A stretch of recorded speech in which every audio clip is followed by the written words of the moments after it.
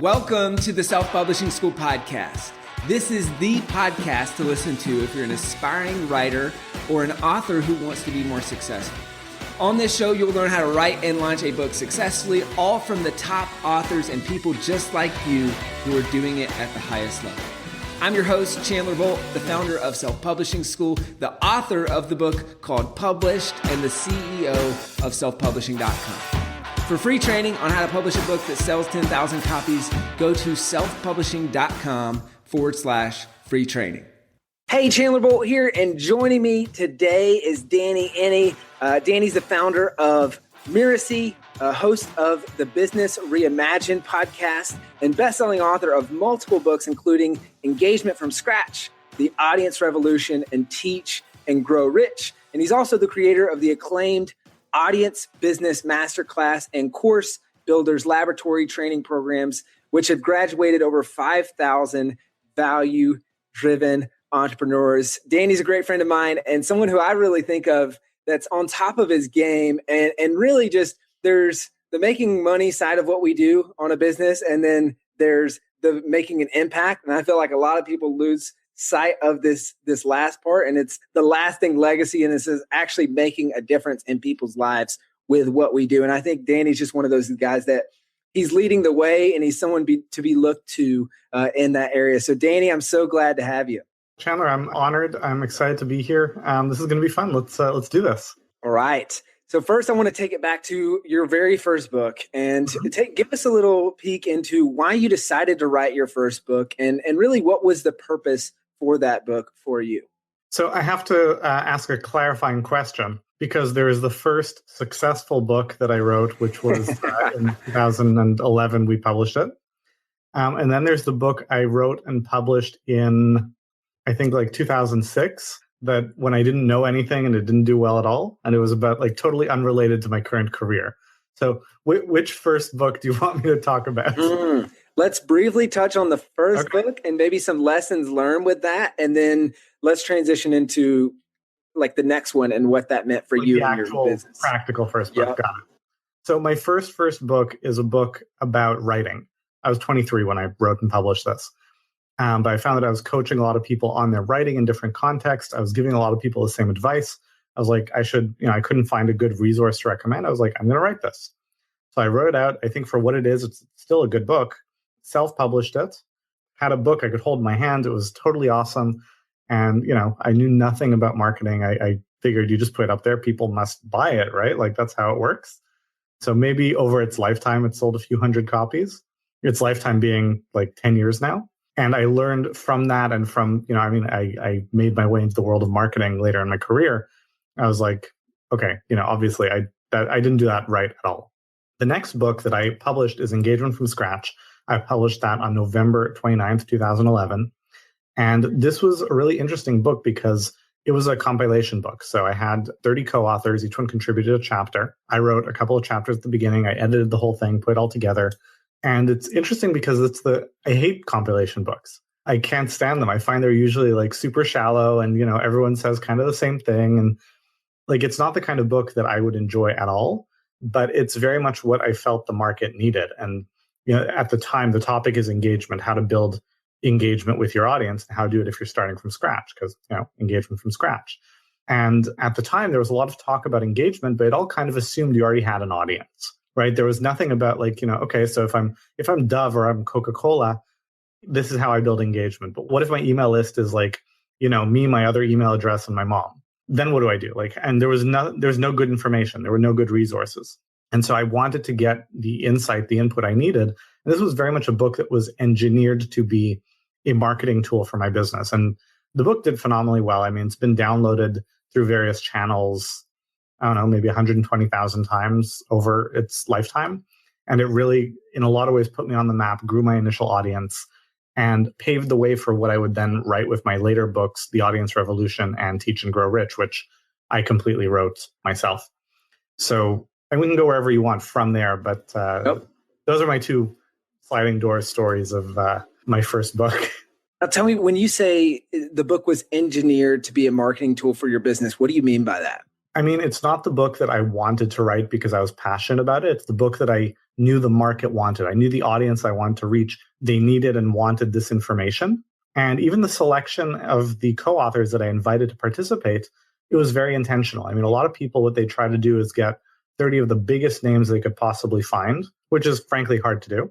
Or they get like 30 of their buddies. And I didn't do either of those things. I got a handful of this is at the time. A lot of the people who contribute to my book are like huge deals now. But at the time, there were a handful of like really top tier people. Guy Kawasaki contributed a chapter. Mitch Joel contributed a chapter. Brian Clark contributed a chapter. And these are all people with whom I've worked hard to build relationships. And getting the first few people is the hard part. After that, the pitch changes from, hey, do you want to write a chapter for my book?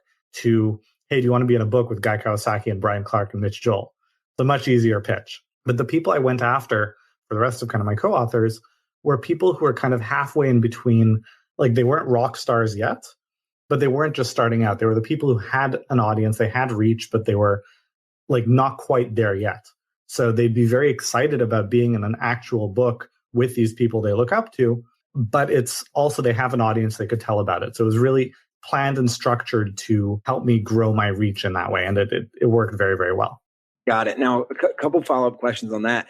I guess, A, how did you know that this is the book that the market wanted? And then the second question would be, how did you get those bigger names? And like, what does the pitch look like to even get someone to be a guest contributor for your book? Great question. So in terms of how did I know this is what the market wanted? Well, I'd already been active in the space. I kind of started out in this world in the beginning of 2011. At the time, I earned the name the Freddy Krueger of blogging because I was guest posting everywhere. And someone noticed and he commented on a bunch of the posts. He's like, wow, Danny, wherever I turn, you're there. It's like you're Freddy Krueger. So I was out there and I was publishing and I was interacting. And from the discussions that were being had on my posts and the comments and the feedback, I was getting a sense for what it is people wanted and what they were responding to, what they were looking for. So that's kind of a big part of where that came from. Now, what the pitch was, it was essentially, I'm putting this book together and I'd like to invite you to contribute a chapter. Now, that being said, and I put a nice pitch together and here are all the people that I'm approaching, many of whom ended up not being interested, but like kind of to set the target for what I was trying to do with the book. I thought we were going to have sponsors. Like I really put a lot into trying to make this look serious and professional. But it's also really important to keep in mind that like you want to recognize what kind of an ask this is. Mitch Joel, who's a friend of mine and one of my co-authors, he said this to me and it's like, I don't remember how he said it. It sounds a little arrogant and he's really not like that. Like he's the nicest, humblest, most helpful guy I know. But what he basically said is that, look, when Seth Godin asked him to contribute to the End Malaria book project, like Seth Godin was doing him a favor. When I asked Mitch to contribute a chapter to my book, Mitch was doing me a favor. Right. And that's the case. Like that's, it's not about arrogant. It's just, I was just starting out. That's what it was. And so recognizing that that's what it was. And, Mitch helped me out because he's a nice guy and, we'd interacted a little bit and he wanted to help out. Guy Kawasaki helped out because I had done a lot to promote his previous book, Enchantment, and made some introductions and kind of, I did what I could before I had anything to ask for. I had written for Copyblogger, which is Brian Clark's blog, maybe half a dozen times before then.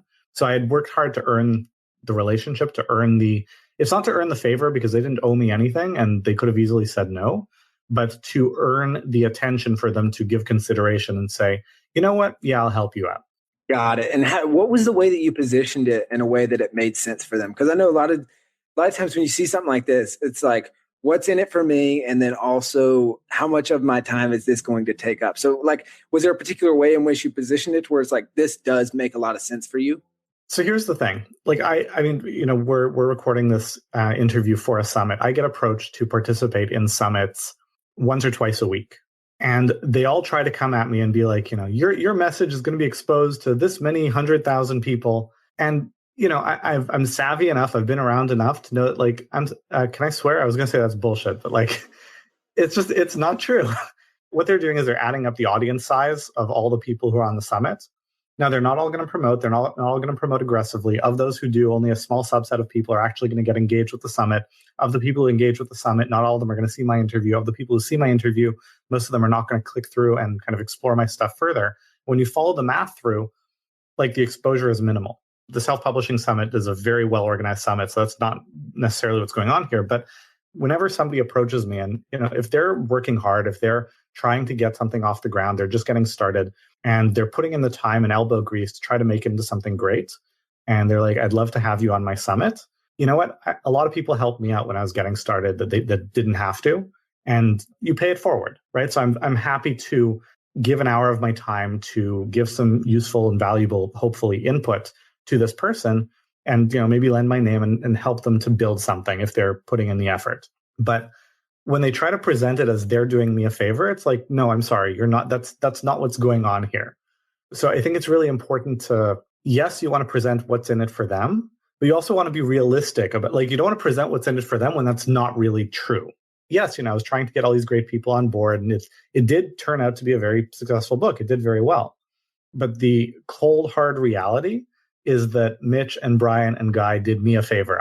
I didn't do them a favor by letting them participate in this book, and to pretend that that's what was going on would be disingenuous. And they're smart enough to know better.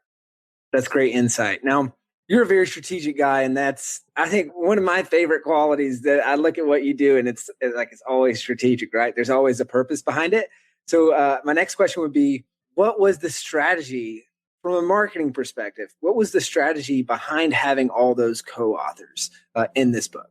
Well, the two sides, right? One is the core question being, how do you build an engaged audience from scratch? I didn't have the experience or qualification to answer that question. I mean, I had a perspective on it, and I'd gotten some results already, but there were lots of ways to do that, and just I couldn't answer it effectively myself. But also I wanted to create a book that all of these people would want to promote, like that they would want. And, again, Brian Clark and Mitch Joel and Guy Kawasaki, I mean, they were great and helpful and they gave me good advice, but they show up everywhere all the time anyway. This is not a big deal for them.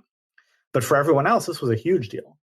And, back then, this was roundup posts was a big deal. A lot of people were doing I'm going to ask 30 people their ideas, and I'll have a paragraph from each of them, turn into a roundup post, and everyone will promote me, except that, it's a shitty post. Like, nobody's going to promote it because it's a stupid question. You're getting the same answer from 30 people. And like, why would anybody care? Right. So I worked really hard to, in terms of what I asked them for, it was not much more than that, right? It was, write me a few pages, give me your perspective. That would be enough. But I worked super hard editing it. We produced it into this beautiful book. It was a non-standard book size because when it arrived, I didn't want it to feel like just another book. I spent the money and I had no money at the time, but I spent the money to send, I think 2 or 3 copies to each of my co-authors in the mail because I wanted there to be a bit of a thud. I wanted them to open it and hold it in their hands and be like, wow, this is real. I wanted them to have an extra one that they I don't need 2. I'll give it to someone. I really worked hard to make it feel like, okay, this is special. This is impressive. And that's where you really get that mileage because, getting someone to take a chance on you is not that hard. But then the question is, how do you measure up against their expectations? I just said I participate in tons of these summits. And I did one for a woman named Hannah about a month ago or so. And she was so well prepared and she asked such great questions. And like I've done maybe a dozen of these or 20 or 30 since the beginning of the year, but that one stands out. When she reaches out to me and I said, keep me posted. Let me know how your business is growing. When Hannah Latonic? Yeah, that's her. Exactly. Cool. She's one of our students. That's so awesome. She's fantastic. So that's the key thing. Like, it's not that hard to get someone to give you a chance, but whether or not they're going to want to tell other people and recommend you and endorse you is a lot less about getting that first chance and a lot more about what do you do after you've been given that chance. That's fantastic advice. And one that's probably going to go deep with some people because it's confronting the truth. It's like, how lazy are you when someone gives you an opportunity? Like, are you going to take it or are you going to put in the work necessary to go above and beyond? Under promise, over deliver, as my dad would always say. I've been thinking about this a lot lately. I heard this from Mitch Joel, actually, and this is really interesting because, it's the self-publishing summit. This is what we're talking about. But in the world of traditional publishing, I mean, you know how hard it is to get an agent to represent your work. Once you have an agent, you know how hard it is to land a book deal and get an advance. What you may not know, and this was staggering to me, is what an incredibly high percentage of people, after they get the agent and the book deal and the advance, never write the freaking manuscript and have to return the advance. And there's legal battles and everything because they think like, okay, I landed the deal, I've made it. Now is when I don't have to keep working anymore. And it's like that was just shocking. Wow. Yeah. That's something you wouldn't even think about. Mm-hmm. So let's dive into some of the marketing of this first book. You said 120,000 copies distributed up until this point. What are some of the major things that you've done from a marketing perspective to move copies of the book? And then I guess we'll move kind of more into how has that led into it, the book being an actual marketing tool for your business? For sure. It really comes directly together. It's not separate things. So it is self-published. So I controlled everything, which is very important. There's no way a publisher would let me do what I did with that book. But the book was available on Kindle. It was available in paperback, and it was available as a free PDF download on my website. And when they get the PDF, they opt in to my list, right? So they become part of my audience, and that allows me to build my reach. I encouraged all of my partners I gave them like all the support they needed to like, hey, I'm in this great new book. You can check it out here on Amazon, or you can go here to download it for free. Whenever I wrote a guest post anywhere, the byline was pointing people back to get my book. When I would do a webinar for a partner audience, thank you so much for registering for my webinar. By the way, why don't you go grab my book? You can get it here for free. And a lot of people were like, aren't you cannibalizing book sales by doing that? And my answer is that, first of all, no, I don't think I am. Because for every person who wants the book enough to buy it, there are probably 10 or 20 who'll download it for free. And if it's good, of those 10 or 20, there's at least one or two who are going to go through it and they'll be like, you know what, this is great. I don't want to read 247 pages on a PDF file on my computer. I'm just going to spend however many dollars it is to get an actual copy. So I think it boosted sales. But even if it didn't, I mean, you know this, people don't make money selling books. Like if you're Malcolm Gladwell, yes. If you're J.K. Rowling, yes. If you're almost anybody else, you don't make meaningful money selling books. I mean, my books have actually done quite well. And I think over my career, over the last 2011, 12, 13, 14, 15, 16, like I don't think I've made more than $30,000, $40,000 off my books. And that's a lot of money to make selling books, right? But like in that first year, in 2012, we made maybe $12,000, $15,000 selling books and about $250,000 selling other stuff to people who download my book for free. So if I cannibalized all my book sales, that would be totally fine. Yeah, and that's probably just $250K that's directly tracked, right? Mm-hmm. That's the tough thing about kind of measuring that ripple effect. Now let's talk about what are some of the things that you did for that very first book, or I guess not the very, very first book. Yeah, the second first book. The second first book. What are some things you did for that book in the initial marketing that worked really well? Like, how has that been different from the ongoing marketing efforts that you've had since then? I'm sure you teach people in self-publishing school about having, different people call it different things, but like basically a team that is going to help support the launch.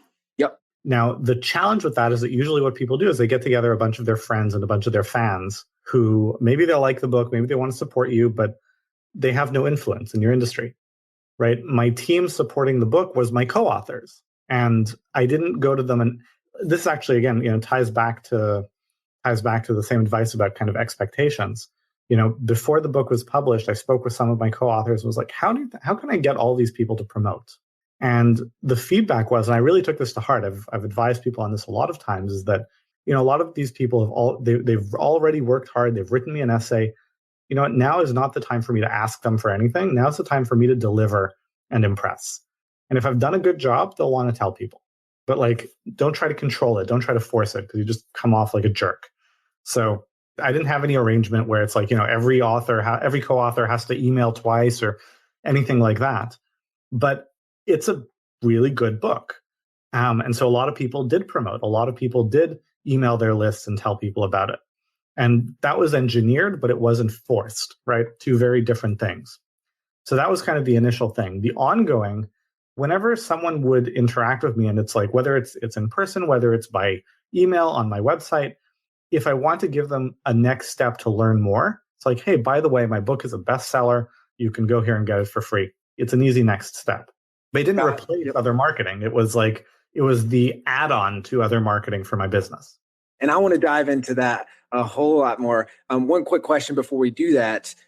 On the review side of things, you got 214 reviews on that book, which is solid. Is there anything that you did up front, or any sort of follow-ups campaigns that you had for reviews, or anything that you did to really make sure that you had a lot of reviews on the book?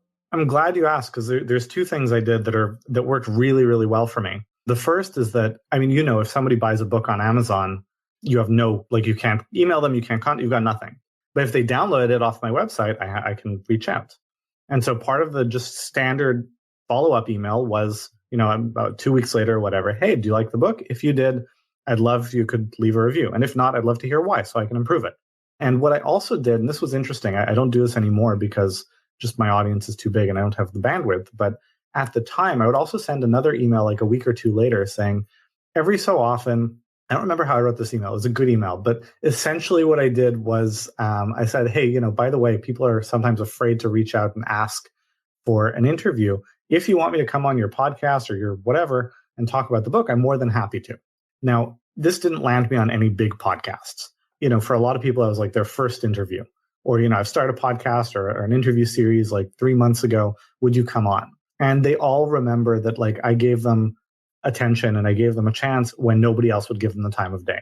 I still remember the people who did that for me. And I think that was a worthwhile investment. Occasionally you get some exposure, you get some traction. So that's something that people can experiment with too. But there wasn't any have 50 people ready to pounce on Amazon and leave a review on day one. It was just if you like the book, 2 weeks later, hey, would you mind leaving a review? That was it. Got it. And one follow-up email. Yeah, I think I might have had two. I had one and then I had another one a few weeks later saying, hey, I reached out a few weeks ago. A lot of people said, I just haven't gotten to finishing it yet. So if that was you, here's a reminder. If you already did it, thank you so much. That was it. Perfect. Cool. Now let's talk about using the book to grow the business. And you've not only obviously done this with the first book, but with multiple books since then. So take us through that path from someone either buys your book on Amazon or they download it from your site. What are next steps for them? And how can they go from that to purchasing other courses or investing in growing themselves through other things that you guys offer? It depends. Very easily, if someone goes from the book, opts into our email list because they wanted a bonus through the book or because they downloaded the book, that is what they came to us for. Whatever that kind of path to us is, once they get on our email list, it's an opportunity for us to nurture the relationship, share value. And when there is something that would be of value to them, they may or may not want to buy it, right? That's the very easy kind of, marketing 101 way of doing things. And, marketing 101 can do a lot. Marketing 101 is pretty powerful. What we've done more recently with my later books is we've made that link because the first book was it wasn't about selling anything in particular. Right. And again, it comes down to where are you in the growth of your business? When you're just starting out, the point is not I want to launch a book and then sell a course on the back end of it because, if 30 people get the book, it doesn't matter. The point of the book is to have people discover who you are and start building your audience. And so that's really what I was looking to do there. I was looking to create a book that people would be interested in, that people would share, that would get that exposure. After I had an audience, it was more a matter of let's write a book that kind of shares my ideas, my philosophy that leads into what I offer and what I teach, right? So that there's a much more direct path. So essentially, the book becomes the first big piece of marketing in the launch of a product. With Teach and Grow Rich, which we launched in September of 2015, and we did $2.6 million within a month on product sales on that book launch. And the book did very well because it was part of a launch, but all the money doesn't come from the book sales. It came from product sales. Got it. So you're talking about effectively, people have these big product launches and the big thing is your pre-launch content, right? So it almost sounds like what you're doing here is you're using the book as part, like the book launch itself as part of the pre-launch content. Can you kind of explain that concept and how that fits into that, like you said, more of that direct path to your other offerings?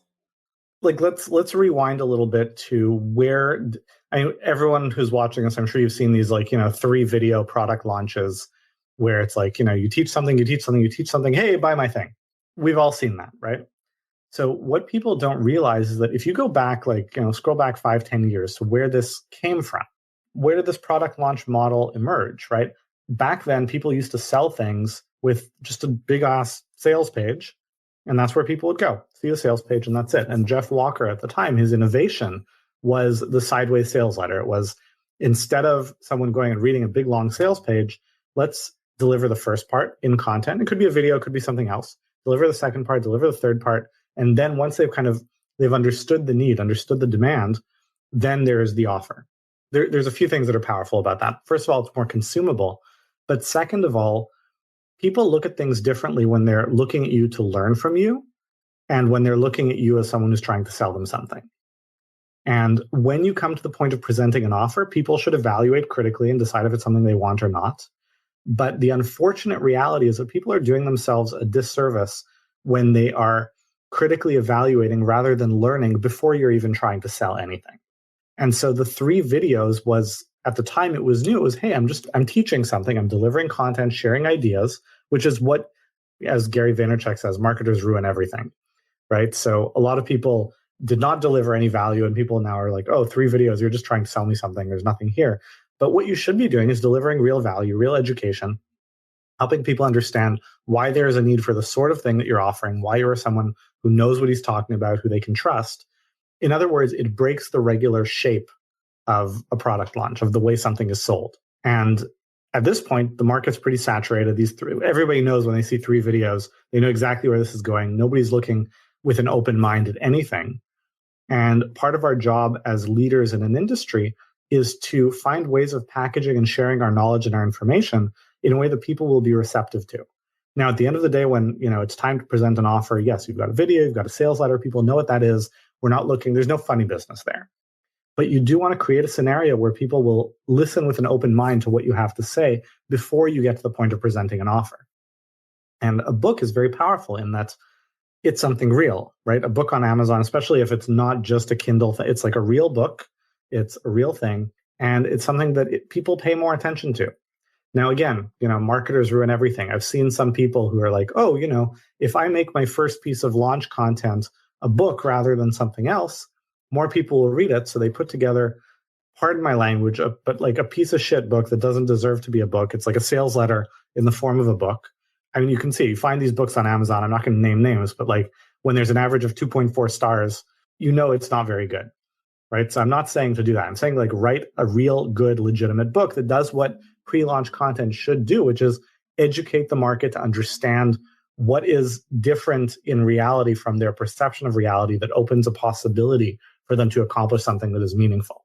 Sorry, that was a bit of a long answer and a bit of a rant kind of wound into it. Yeah, no, that was great.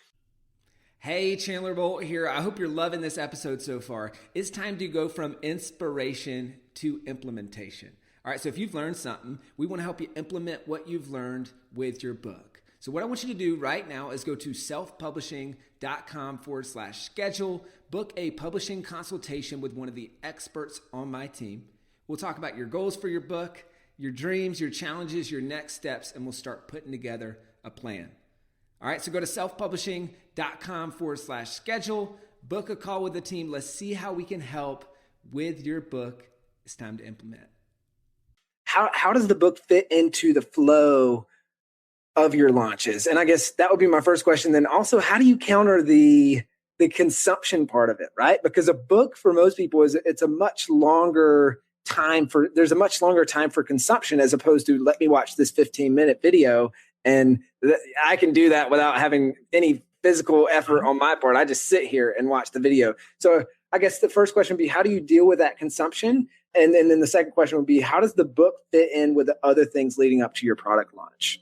Okay, great question. So, and they're kind of tied together. So in terms of the structure of a launch in general, something that we've found with our own testing, we've seen a lot of our peers do this testing, more people will opt in to get something that they can download or take or get than they will for a video, because a video is like effort right now. But having opted in, more people will watch the video than consume the whatever they're getting, the PDF, the book, the et cetera. So typically what we'll do is, and we'll do this with the book, where people will opt in to get the book, and they opt in, and on the thank you page, there is, here's how to get it for free on Kindle if we're doing the 5 days free. Here's our bridge summary here, like whatever the consumption instructions are. And we'll have a video, it's about 15, 20 minutes long, explaining the core ideas for the book to both give them an overview and reinforce why they should read the book, like to encourage consumption. So that pushes people, encourages people to consume.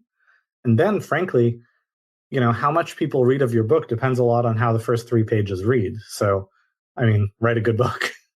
In terms of a timeline, are you releasing this book a month before the product is launched? 2 weeks? No, what does that look no, like? no, not even. So we literally treat it as, now keep in mind, this is my latest book. This is Teach and Grow Rich that we used in our last launch. So, it's not a thick book.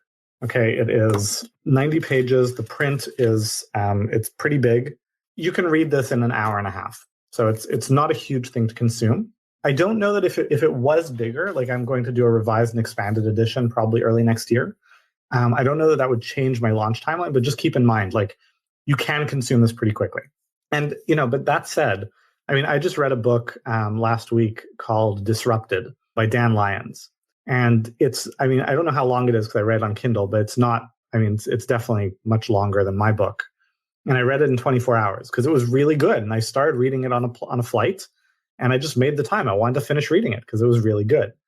So it's much less about the length of your book and much more about make it a really, really, really good book. That said, what we would typically do is if we release the book, we announce the book, we start the launch of the book, it's free for 5 days on Kindle. If you want to do that route, and there are arguments for and arguments against, that's our first piece of pre-launch content. The second piece of pre-launch content will go out on day 4 or 5. So basically as the free for 5 days ends, the third piece will be on day, 8 or 9-ish. Then we'll lead into a webinar and lead into the offer. The whole launch is about a 17-ish day thing. And the book launch is the first 4 or 5 days of that. Got it. And that's 17 days start to finish, or that's 17 days start? Okay. So not even just till the cart open. That's cart close. Cart close. Yeah. Perfect. Now you did this with the Teach and Grow Rich book. Have you done this exact model with other product launches? Well, no. If you do the same exact thing twice, then you haven't learned anything from the first one. So no. But before Teach and Grow Rich, I wrote the Audience Revolution. We used that for a launch of our Audience Business Masterclass in April of 2015, April of last year. It feels longer, but April of 2015. And that was our first attempt at let's try this model. So what we did with Teach and Grow Rich was much more robust and sophisticated. That's what I want to kind of dive into is what are the lessons learned between the 2 times that you've done that? And then how has that changed? It hasn't changed dramatically, but we just put a lot more into it.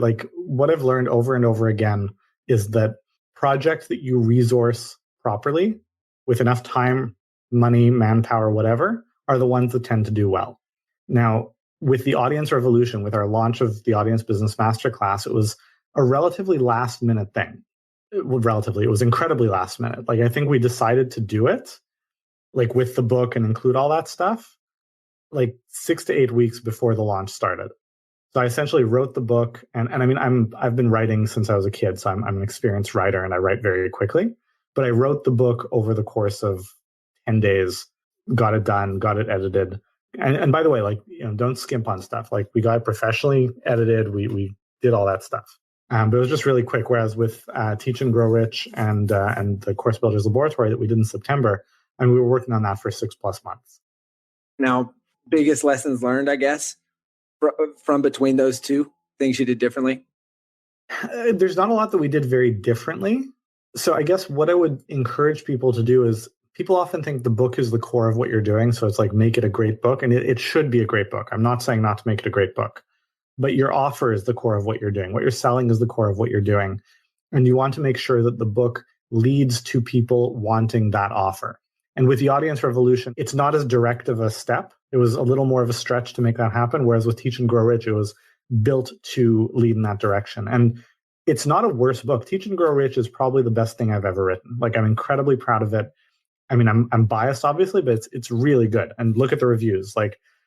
There's an occasional 1-star review from someone who's either, I've basically got 3 categories of 1-star review. 1, people are this book is short. Yes, but that has nothing to do with the quality, the content, the ideas, anything. 2, I don't like Danny because he sells stuff. Again, has nothing to do with the book. And 3, these 7-word reviews where it's I don't think this person read the book. Because like I'm sorry, like the ideas, disagree with them. You cannot read this book and not learn anything. Okay, like the ideas, disagree with them. You cannot say this book is poorly written because it's just not. It's really it's very well written. I'm a great writer. I'm not good at everything, so I'm comfortable saying that. So those are just like frankly, they're the bullshit reviews. But even with a few of those mixed in, even with people who are like going to give a 1-star review because the book is super short, it still got 4 point a lot stars. Now, okay, a couple questions on that.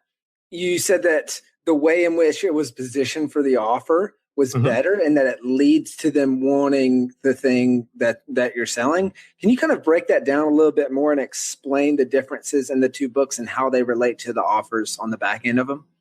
Again, let's go back to our structure of a product launch, right? A lot of people have seen 3 videos and an offer. And a lot of people think the structure of a launch is give, take, right? Or teach, sell. That's not it, right? Those 3 videos are each meant to do something different. The first video is about helping people see an opportunity where there wasn't one before, right? So they're inspired by something that is possible that wasn't possible for them before. Maybe it's something they wanted, but they tried and they failed. They've given up. It's gone to a place of it's not an acute, I think I want to do this. It's a chronic, I don't think I can do this thing. So something emerges onto the scene, a change in the market, an idea, a way of looking at things, whatever, that makes something possible again. That's the first thing. The second piece of content is about helping them see that it's not just that it's possible in general, but it's possible for them. So what you want to do is think about when it comes time to present your offer, what are some big objections that people are likely to have? And in the second video, you're not like addressing them one by one in a list, but whatever you're teaching, whatever you're explaining between the lines is about addressing those objections before they come up. Now you're teaching in the first video, you're teaching in the second video, but there is a purpose to what you're teaching. You're not just teaching random stuff. And the third video is about showing what life can be like after they've kind of gone through this journey with you, like future pacing. And again, you're teaching in all of these, but there's something happening behind the scenes. So with the audience revolution, I did, I think, a really good job of presenting the emerging opportunity, like presenting what was possible when it wasn't before. But in terms of making it practical for people, I did that by kind of just teaching something out of the course. It wasn't terrible, but it wasn't great. And things went off the rails there a little bit. So, I mean, the process worked. We did well in the launch, but it wasn't as good as it could be. Whereas with Teach and Grow Rich, leading into the Course Builders Laboratory, it's much more elegantly done. That makes perfect sense and great explanation there. Side question before we get into a couple final questions about back-end revenue and stuff like that off these books. How do you deal with 1-star reviews? Okay, so I've developed you just saw, I get upset. And I mean, the system bugs me. Like someone who, because we offer, for example, you can get like extra resources. Someone who says that like 1 star because the page is not working. I'm like, the page is working. You typed it in wrong. And there's nothing I can do about that. So like it frustrates me. What I've learned to try to do is just not check the reviews. What I've learned to try to do is just accept that, like, you know what? I don't think giving a 1-star review because a book is short is legitimate. But you know what? I'm not the guy who gets to decide that.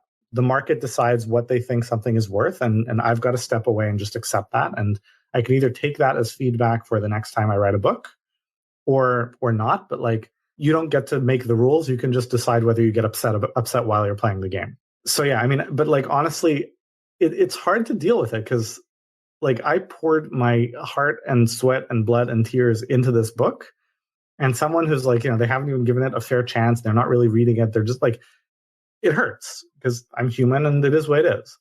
But just getting some distance and recognizing there are more important things for me to deal with is really how I deal with it. Like, I know you can leave a comment in response and you can ask your audience to, hey, this came up. Like, can you leave a what do you think? I try not to get into that because it's just going to make me upset, even if it might be better for business. 100% agree on that. Okay, now from a long-term perspective for your business, we've talked specifically about how these books lead into individual product launches, but how do you see these books as a long-term play for building not only your business, but also your following and your audience? So the two things. First of all, a book doesn't just lead into a launch, it leads into an offer.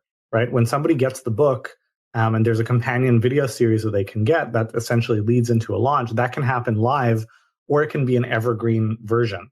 Because just because someone discovers my book 6 months later doesn't mean they shouldn't be entitled to the same learning opportunities that everyone else was, right? So that's an ongoing thing. But ultimately, a book that you create is part of your body of work. As you create more stuff, it just becomes more and more visible. And the best thing you can do, like short term, people like to, how can I increase my reviews here? How can I get more people to download it there? How can, like, it's very tactical. But long term, big picture, the best thing you can do for it's like create great stuff, write a great book. And that's not to say marketing isn't important. It is, it's incredibly important. But if you're watching this summit, marketing is probably already on your radar. And the danger for people who are kind of in this space is more like getting too excited about the marketing and forgetting that none of it matters if the book is not a great book. All right. So a few kind of final questions. We'll kind of go rapid fire here. What's been one surprising opportunity that's popped up as a result of writing and publishing your books that when you first did it, you thought maybe you just didn't think it would happen, or it was just kind of a surprise? I don't know. I don't know if I have a good answer to that question. A lot of stuff has emerged, but when I do, so this is my approach to business in general. I take stuff on when there's something that I clearly think it will help me to achieve, and I think the door is open for interesting strategic byproducts, right? So there are the benefits that I'm actually going after, but it's the kind of thing that could make lots of cool things happen. And so when cool things do happen, it's not a surprise. It's not like I was expecting it, but it wasn't a surprise either. So I don't know. I can't bring to mind a specific thing. How about it, like an unexpected byproduct or something that's been cool that's helped you either build your business, your audience, or just like it's just resulted in just like I've got something good actually. So the Course Builders Laboratory, which is our core offer at the moment, at least, the September launch was the second time we opened the doors. We opened the doors to that in January previously, and we've already had a lot of students go through it. And Teach and Grow Rich was actually, this is also something that I guess was different from the Audience Revolution, in that it's a different kind of book from stuff I've written in the past. It's less how-to, it's more big picture, it's more about where I see the industry going. It's a little more cerebral, it's a little more kind of high level. And I wasn't sure how that would be received, but it's like I had stuff I wanted to say, I had stuff that I think is important. And it actually did really well for us in that it attracted the caliber of students that we got has gone up quite a lot, right? We're attracting more of the people who jive with my message. And like, that's the power of writing something great and putting in the time to write something great that is not engineered for the market is important, because like that sounds super devious, engineered for the market, but it just means that you're thinking of the people who are going to read it when you're writing it, which is just frankly being considerate. So it's important that it be engineered for the market, but it's also important that it be something that you're proud to stand behind. And that's been really powerful for us. That's great. And that's a great surprise benefit. And also kind of tying together a really good theme here, which is make sure the book is good, make sure the book is designed for the market, make sure that you're thinking of the end customer and that you have them in mind when you're creating this book, not just slap together a book and start marketing it, because you're not going to be successful doing that. So I'm so glad you touched on that. Final question that I have is, what would be your parting tip or piece of advice for someone thinking about writing and publishing their first book? Think about why you want to write and publish the book. So self-publishing has become very popularly accessible in the last handful of years. The internet has flattened the landscape for a lot of people. It hasn't made it super easy for everyone, but it's made it a lot easier than it was. And there are a lot of ways to get exposure for your book. There are also a lot of ways to do things that are frankly both not very ethical and also pointless. Like there are a lot of vanity metrics that you can game very easily, but so what if it doesn't actually accomplish anything? But it's very easy to get caught up in the, self-publish your book. It's going to change your life. It's going to make you a millionaire. It's going to it's easy to get caught up in that. But if you don't have something of value to say, don't bother. So start thinking about, what do I have to say? What can I create that would be really valuable to people? Like a lot of people in our market, in our industry, they talk about, funnel design and ladders of ascension and all that. So, you've got the $7 thing, the 27 and the 97 and the et cetera. And I've always objected to that idea, because your core focus is only going to be one or two things, right? In my case, it's my programs, which are multi-$1,000 programs, and my books, which are very cheap and affordable. But if I were to add a whole bunch of layers in the middle, my focus couldn't be on all of them. And so something would have to be not as good. And you don't want to have things that are out there standing for you that are not as good, that are not your core thing. You just created because it's a step in the ladder. So don't create something to be just a step in the ladder. If this book isn't going to be one of your core things that you're proud to put your name on and you're proud to show to people, then you shouldn't be writing it. So think about what can you create that will fit that, that will meet that criteria. Love it. Danny, thank you so much for coming on today. I really, really enjoyed this interview and kind of taking a peek into your brain and to why you do what you do and also how you do it. I know it's been very valuable for me, and I'm sure everyone listening, it's been very valuable for them as well. So final question, where can people go to find out more about you, your books, and what you're up to? 3 places. You can go to mirasee.com, which is my website, Mirasee. We've got hundreds, close to 1,000 free articles. The content's amazing. A lot of it's free. Go check it out. Second place is on Amazon. You can search my name or you can search my book, Teach and Grow Rich. Again, I am biased, but it's really, really good. And it's like $3 on Kindle. So, if you don't like it, get a refund. But seriously, it's really, really good. And third, if you're a person who likes to listen more than to read, my book is available on Audible, but also you can check out my podcast, Business Reimagined, on iTunes. Awesome. Danny, thank you so much. Thank you for having me. It's my pleasure. Thank you so much for watching or listening to this episode of the Self-Publishing School podcast. I know there's so many places that you can be spending your time. There's other podcasts that you could be listening to, YouTube channels that you could be watching. So thank you so much. It means the world. Now, I want you to do 3 things right now if you found this episode helpful. All right, number 1, I don't know if you know this, but we've got a YouTube channel. It's a companion channel to this podcast. All the video versions of the episode are on the YouTube channel. So number 1, subscribe to the YouTube channel. Number 2, if you're listening to this podcast wherever, whether this is Spotify, Apple Podcasts, number 2, I want you to subscribe to this podcast right now so you don't miss a future episode. And then number 3, this is probably the most important, leave a review on the podcast. All right, reviews are super important and help the podcast get discovered by other people. So number 3, leave a review on the podcast. Thank you so much. I'll see you in the next episode. If you're on the fence about scheduling a publishing consultation call with my team, maybe you're not quite ready for that, I've got some free training that I think will be really helpful for you. All right, all you have to do is go to register to sign up. Go to selfpublishing.com/free training. When you do, you're also going to get a free digital copy of my new book published. And on that training, you're going to learn the next steps of how to implement with your book. So how to write, how to publish, how to launch successfully. So go to register right now at selfpublishing.com/free training. I'll see you there.